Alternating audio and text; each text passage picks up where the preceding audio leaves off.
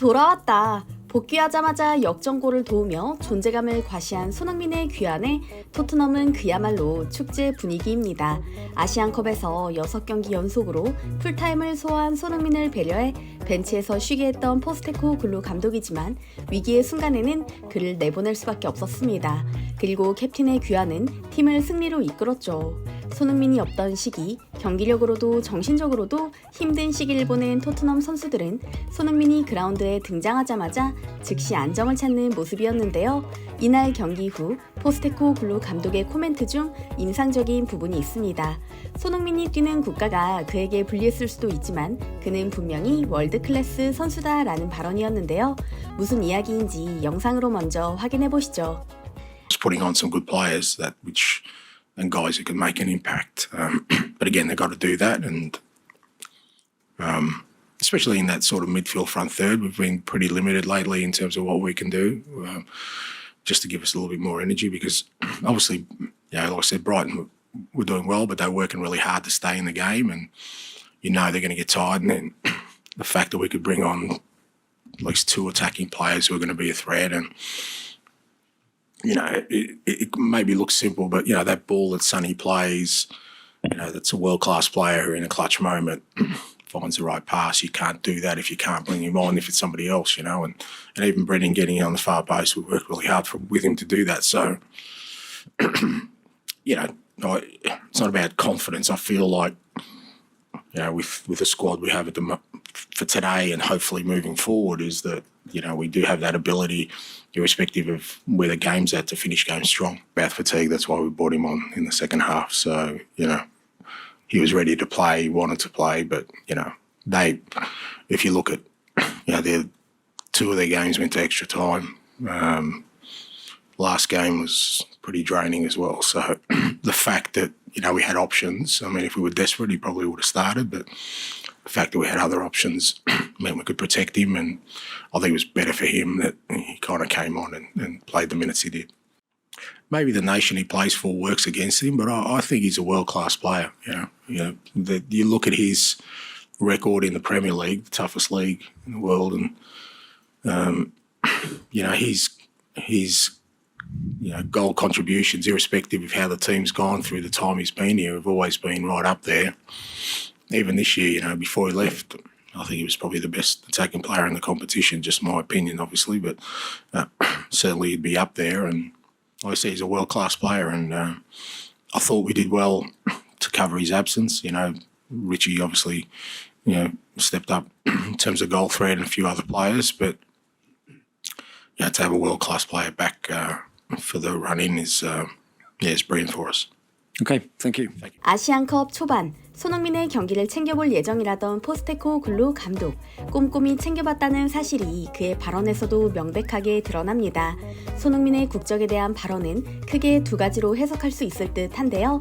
먼저 아시안컵의 한정에 가늠해보자면 오심과 편파 판정 등 각종 이슈가 많았던 아시안컵 자체의 분위기를 돌려 표현한 것일 수도 있을 것 같고요.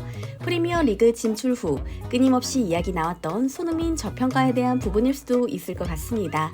실제로 손흥민 선수, 동양인이라는 이유 때문에 그동안의 활약이 제대로 주목받지 못했다는 이야기가 참 많았죠. 골든부츠 수상 때만 하더라도 만약 영국인이 프리미어리그 득점왕에 올랐다면 영국 언론에서 더욱더 대대적으로 보도했을 거라는 이야기마저 나올 정도로 말이죠. 그러나 이제는 완전히 달라진 분위기입니다.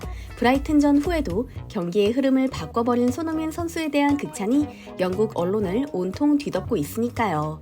토트넘 팀 내에서도 마찬가지인데요. 누구보다 손흥민을 손꼽아 기다렸을 바로 이 선수. 손흥민의 새로운 짝꿍으로 등장한 제임스 매디슨의 인터뷰를 보여드리겠습니다. We seem to do that a lot, don't we? I'm dying for a comfortable 3-0 win. Yeah, we've all been saying that. Yeah, we've said that a few times. Yeah. No, listen. There's a beauty to winning late and scoring goals at the death like that, and having to show real character and mentality to keep going at the end of games like that, and a wonderful feeling. Yeah.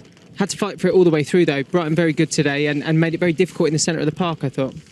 Yeah, good team. Really well drilled team. When you're out there sometimes and you play at this level and you play against teams like that, you really feel when you're against a well drilled team and they're well coached and got a good system. They know they're all on the same wavelength, and that's why they cause teams problems, and that's why they're knocking on the door of the Big Six and for a couple of years now, not just a one-off. So we knew it was going to be tough, and I think second half were a lot better once we figured out the build-up and stuff. And they press in like a man-to-man. They just like go man-to-man all over the pitch. Kind of leave a lot of space in behind and stuff. But if you can't get the half a yard from the man who's on the ball to be able to play the pass with quality, then you can struggle. And I think we found that early on. But listen, like I said, we kept going, and the actual winning goal was a really nice goal. Really good move from the build-up all the way, exactly how the gaffer wants us to play. So yeah, I think he'll be happy with that one. We were saying, Madders, just to do that in the 97th minute as well. Everything has to be precise, doesn't it? Front to back. Yeah. Every pass. Yeah, and it was, to be fair. It was a great move. I can't remember exactly, but I think it went up to Richie, back to Sonny, back to me, and then to Richie with Sonny on the overlap, and then the gaffer always goes on about how he wants the other winger in at the back post, and it's an absolutely brilliant cross from Sonny. That's the quality he's got, and Brennan's listening and learning and taking on, and that's what the gaffer's on him to do, and he scored a couple at the back stick now, so fair play to him. We asked Brennan, just what is that like, that moment? You've started the move, you've watched it unfold, ball hits the back of the net, everyone, 60,000 people go up. What is it like for you? Well, I actually couldn't make it to the celebration, and my legs were too goosed. I had to just fall on the floor and celebrate. But no, it's that stand as well. It's that stand. Just like the whole stadium was brilliant today and pushed us on all the way. But that's a it just special sucks in a goal, doesn't it? Yeah, like all the late goals seem to come at that end as well. So yeah, listen, big thank you to the fans as well today, just because they keep us going. You don't realise sometimes that if you're in one of them games and you start thinking, oh, could it be one of them days where you maybe don't push for that win, but they keep us going, and that little 1% can help, so thank you. 역시 손흥민 이야기가 빠지지 않습니다. 부상 후 오랜 공백을 가질 수밖에 없었던 제임스 매디슨은 손흥민이 없는 동안 고군분투한 것은 물론이고 그렇다 할 활약을 보여주지 못했었는데요. 손흥민이 투입되자마자 빌드업이 착착 이뤄지는 걸 보며 속으로 흐뭇해했을 듯 합니다. 포스테코글루 감독은 물론이고 팀의 선수들마저 하나같이 임무와 말하는 손흥민의 능력에 새삼 감탄할 수밖에 없는데요. 우리 손흥민 선수 아시안컵에서 마음껏 기량을 펼치지 못해 마음에 남았을 아쉬움을 토트넘 경기를 통해 치유하고 있지 않을까 싶습니다. 손흥민이 없는 5경기 동안 2승 2무 1패를 기록하며 힘든 시기를 잘 견뎌낸 토트넘. 순식간에 4위로 도약하며 반전을 준비 중이죠. 앞으로 토트넘이 만들어갈 새로운 역사가 기대되는 건 저뿐일까요? 손흥민을 중심으로 똘똘 뭉친 토트넘을 응원하며 오늘 영상 여기서 마무리하겠습니다. 영상이 마음에 드셨다면 구독과 좋아요 부탁드려요. 오늘도 함께해주신 구독자, 시청자 여러분께 진심으로 감사드립니다. 행복한 하루 보내세요.